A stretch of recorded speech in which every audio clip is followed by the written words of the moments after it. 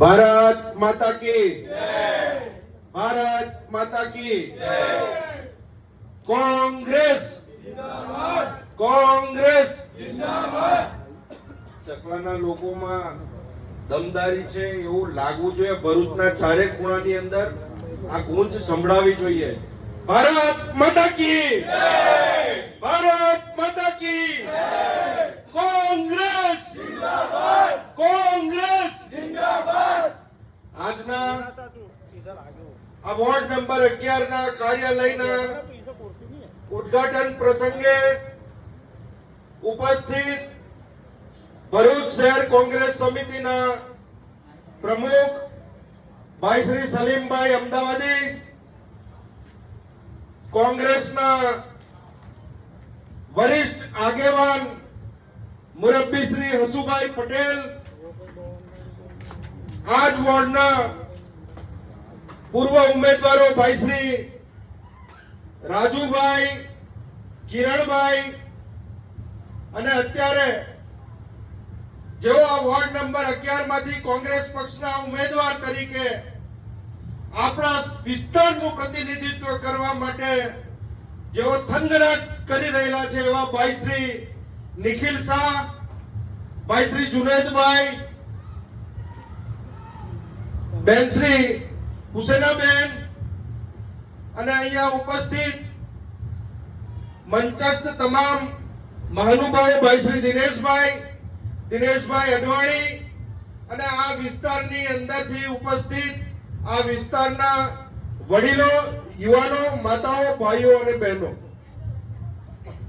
મારા પૂર્વ વક્તાઓએ જે વાત કરી છે એ વાત હું દોહરાવવા માંગતો નથી, પરંતુ આજનો આ જે સમય છે એ આપણી આવતીકાલ ભવિષ્ય સુધારવા માટેનો સમય છે.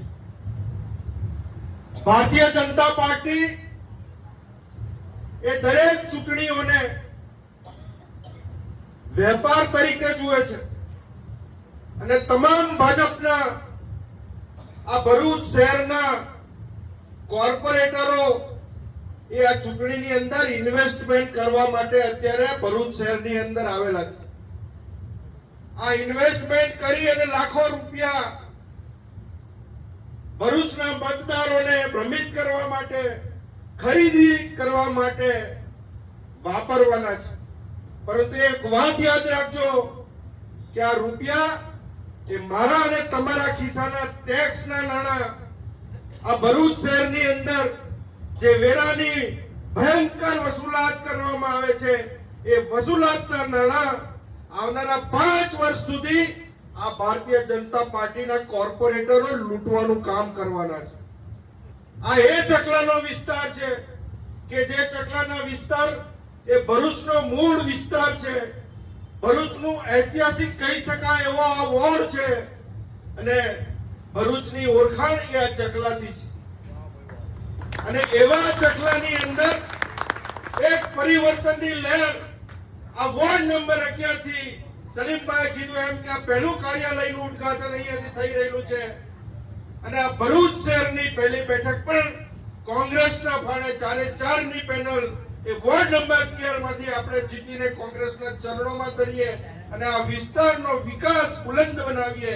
એના માટે આપણે સૌએ આજે સંકલ્પ લેવાનો છે.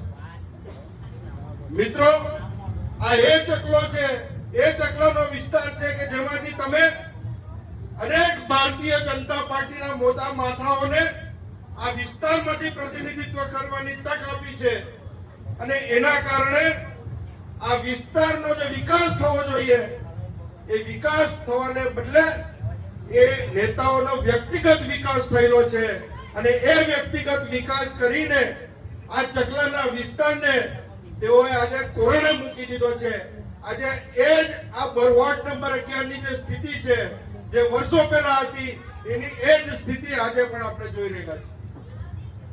કરોડો રૂપિયાના ટેક્સના નાણાં, કરોડો રૂપિયા આ નગરપાલિકાની અંદર વેરાના નામે આપણી પાસેથી તમારા અને મારા ખિસ્સામાંથી જાય છે. આમ છતાં ભરૂચ શહેરનો જે વિકાસ થવો જોઈએ એ વિકાસ આજે પણ થઈ શક્યો નથી. એની પાછળનું જો કોઈ કારણ હોય તો એ માત્ર આ ભ્રષ્ટ શાસન છે. 30 વર્ષથી આ ભરૂચ શહેરને લૂંટવાનું કામ આ ભારતીય જનતા પાર્ટીની આખી ટીમ કરી રહી છે અને એને જ આકારો આપવાનો સમય આવી ગયો છે. ગુજરાતની અંદર જુઓ કે દેશની અંદર જુઓ, તમામ જગ્યાએ ભારતીય જનતા પાર્ટીનું શાસન છે અને આમ છતાં આ સ્થાનિક સ્વરાજ્યની ચૂંટણીની અંદર જે પ્રમાણે ભારતીય જનતા પાર્ટીના લોકોએ દહેશત ફેલાવીને, ભય ઉભો કરીને ઉમેદવારોને લાંચ રૂશ્વત આપીને સામ દામ દંડ ભેદથી જે તોડવાનું કામ કરેલું છે અને 700 થી પણ વધારે બેઠકો ચોરીને ભારતીય જનતા પાર્ટીના ખોરામાં મૂકવાનું કામ જો કોઈ કરેલું હોય તો એ પાપની સહભાગી આ ભરૂચ અને ગુજરાતની પોલીસ અને તંત્ર પણ છે. હું પોલીસના મિત્રોને પણ કહેવા માંગુ છું, તંત્રને પણ કહેવા માંગુ છું કે ભારતીય જનતા પાર્ટીના હાથા બનવાનું ભૂલી જાઓ. આ ભારતીય જનતા પાર્ટી એ કોઈની થઈ નથી અને થવાની પણ નથી. એક સમય હતો કે હિન્દુત્વના નામે આ વિસ્તારની અંદર, આ દેશની અંદર અને રાજ્યની અંદર જે ગુંડાગર્દી ફેલાવેલી હતી અને એના કારણે એમને શાસન કબજે કર્યું.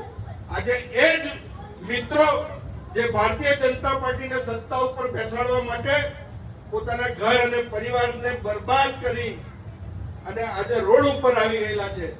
અને એ ભારતીય જનતા પાર્ટી કે જે એના કરોડો રૂપિયાના ભ્રષ્ટાચારને કારણે એના નેતાઓ આજે મહેલોની અંદર રહે છે. ભરૂચના જેવા અનેક દાખલાઓ છે. આ એ વિસ્તાર છે કે એ વિસ્તારની અંદરથી આઝાદી પછી આપણા મંત્રી ઠાકોર મુકુલભાઈ પિયુષભાઈ ઠાકોર, પિયુષભાઈ વર્ષો સુધી આ વિસ્તારનું પ્રતિનિધિત્વ કર્યું. ત્યાર પછી બિપિનભાઈ આવ્યા, બિપિનભાઈ સાહેબ પણ આ વિસ્તારનું પ્રતિનિધિત્વ કર્યું અને આ જ વિસ્તારમાંથી ભારતીય જનતા પાર્ટીના કહેવાતા જિલ્લાના હોદ્દેદારો, પ્રમુખો આ વિસ્તારમાંથી આવ્યા છે, પરંતુ આ વિસ્તારનો વિકાસ થઈ શક્યો નથી. આ વિસ્તારને જો કંઈ એમણે આપ્યું હોય તો માત્ર ભ્રષ્ટાચાર, એકબીજાના કાવા દાવા કરી અને પાડવાની પ્રવૃત્તિ, અને એના કારણે આ વોર્ડની અંદર પણ જે વૈમનસ્ય ફેલાવવાનું કામ કરેલું છે એવા લોકોને જાકારો આપવાનું કામ આ વોર્ડ નંબર 11 ના લોકો કરશે. આ વોર્ડ નંબર 11 ની જે આખી પેનલ છે એ ચારે ચાર પેનલના ઉમેદવારોને આપ સૌના સાથ અને સહકારથી જંગી બહુમતીથી ચૂંટી લાવો. ચૂંટી લાવીને માત્ર કોર્પોરેટર એમને બનાવવા પૂરતા આપણે મત આપવાના નથી, પરંતુ આવતીકાલનું આ વોર્ડ નંબર 11 નું જે ભવિષ્ય સુનિશ્ચિત કરવાનું છે એ ભવિષ્ય બનાવવા માટે આપણે આ મત આપવાનો છે. આ મત આપણે આપણા રોડ, રસ્તા, ગટર અને જે સુખાકારીના સાધનો છે એનો વિકાસ કરવા માટે આપણે મત આપવાનો છે. હું આ તમામ ઉમેદવારોને ઓળખું છું અને ભાઈ શ્રી નિખિલ શાહ ભલે યુવાન છે, તરવરીઓ છે, થનગનાટવાળો છે, પરંતુ એ જ એનો સ્વભાવ જે છે એ વર્ષોથી નગરપાલિકાના જે કામોથી વંચિત આ વિસ્તાર છે એને એની કુનેહથી, એના સ્વભાવથી ઉકેલવા માટે મને પૂરેપૂરો વિશ્વાસ છે કે એ સફળ થશે અને આ વિસ્તારનો સર્વાંગી વિકાસ થશે. આ વિસ્તારની અંદર સુખાકારી આવશે. આ વિસ્તાર અનેક સમસ્યાઓથી ઝઝૂમી રહેલો છે. આ જ વિસ્તાર જેવી ભૌગોલિક પરિસ્થિતિ ઇંગ્લેન્ડની છે. તમે જો કોઈ બ્રિટનની અંદર વિઝિટ કરી હોય તો આ જ પ્રમાણેની સ્થિતિ છે, આ જ પ્રમાણેની ભૌગોલિક પરિસ્થિતિ છે.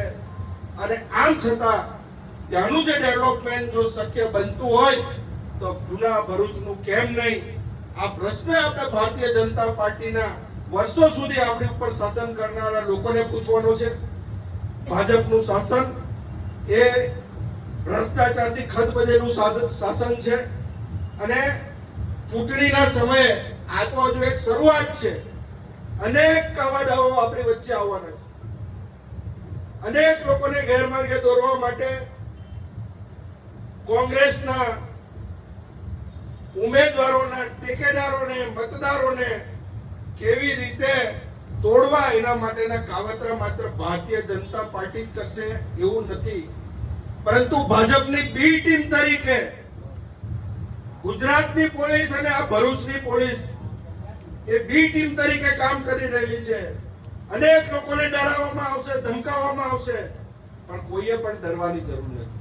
આ બહુરૂપિયા લોકોને ઓળખી લેવાની જરૂર છે.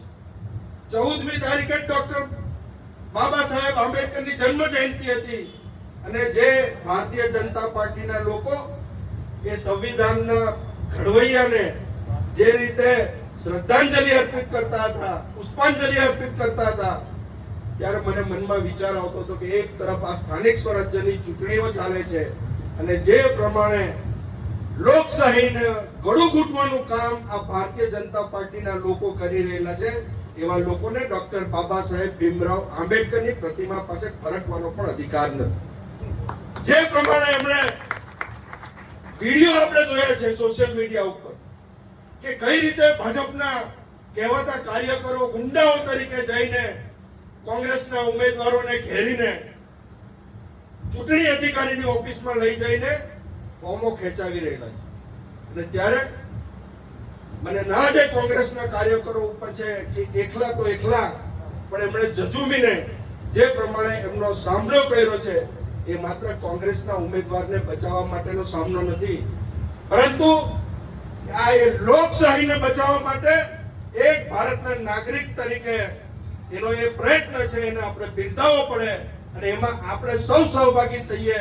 એટલી જ વાત સાથે આપ સૌ અહીંયા ખૂબ મોટી સંખ્યામાં ઉપસ્થિત થયા છો અને હું આપને વિશ્વાસ અપાવવા માંગુ છું કે ચૂંટણી સમય સુધી, મતદાન સુધી જે કોઈ ભારતીય જનતા પાર્ટીના શાસનનો, એમના અહંકારનો, એમના ભય ઉભો કરી અને ડરાવવાનો જે કઈ પ્રયાસ કરશે, અમને યાદ કરજો, 1 મિનિટમાં ભાજપનો કોઈ પણ ચમરબંધી તમારી સામે આવીને ઊભું નહીં રહે. એ તમારી સામે આંખથી આંખ મિલાવીને જોવાની પણ હિંમત નહીં કરે, એટલી ખાતરી આ સંદીપ માંગરોળા આપે છે. અને એટલા જ માટે તમારા વોર્ડના તમામ મુખ્ય ઉમેદવારોના પંજાના નિશાન ઉપર ભારે જંગી બહુમતીથી મત આપી અને આ વિસ્તારના યુવાનોની આખી જે પેનલ છે એને વિજય બનાવો. અહીંયા મારું સન્માન કરી અને આપ સૌએ મારી વાત સાંભળી ખૂબ મોટી સંખ્યામાં અહીંયા ઉપસ્થિત થયા એ માટે આપનો પુનઃ આભાર માનું છું. સાથે સાથે 2012 ની અંદર હું જ્યારે ભરૂચ વિધાનસભાના કોંગ્રેસના ઉમેદવાર તરીકે ચૂંટણી લડ્યો અને એ વખતે પણ આ વિસ્તારમાંથી મને ખૂબ સમર્થન મળેલું છે, એનો પણ હું આભાર માનું છું. સાથે સાથે વર્ષોથી આ ભરૂચને નગરપાલિકામાંથી મહાનગરપાલિકા બનાવવા માટેની માંગણી ઊભી થયેલી છે. આમ છતાં આ ભરૂચના પાણી વગરના ભારતીય જનતા પાર્ટીના કહેવાતા નેતાઓ કે જે હંમેશાને માટે પોતાની સત્તાને માટે પાણીમાં બેસી જવા માટે ટેવાયેલા છે, એવા લોકોને હું કહેવા માંગુ છું કે જ્યારે મુખ્યમંત્રી ભરૂચની ધરતી ઉપર આવીને એમ કહેતો હોય કે ભરૂચને નગરપાલિકાની જરૂર નથી, તમારે કયા વિકાસના કામો કરવા છે એની વાત મારી પાસે લઈને આવો, તો એ ભરૂચના લોકોનું અપમાન છે. અને ત્યારે મુખ પ્રેક્ષક બનીને એ ભારતીય જનતા પાર્ટીના તમામ ધારાસભ્યો, સંસદ સભ્યો, નગરપાલિકાના કોર્પોરેટરો એ સ્ટેજ ઉપર ચૂપ બેસી રહ્યા, એ જ આ ભરૂચના લોકોનું અપમાન છે. અને એવા લોકો કે ક્યારેય ભરૂચનો વિકાસ કરી શકે એવી એમનામાં તેવડ નથી, બોલવાની કોઈ હિંમત નથી, ત્યારે એવા લોકોને ઓળખી લેવાની જરૂર છે. આ વિસ્તારના અનેક એવી સમસ્યાઓ છે.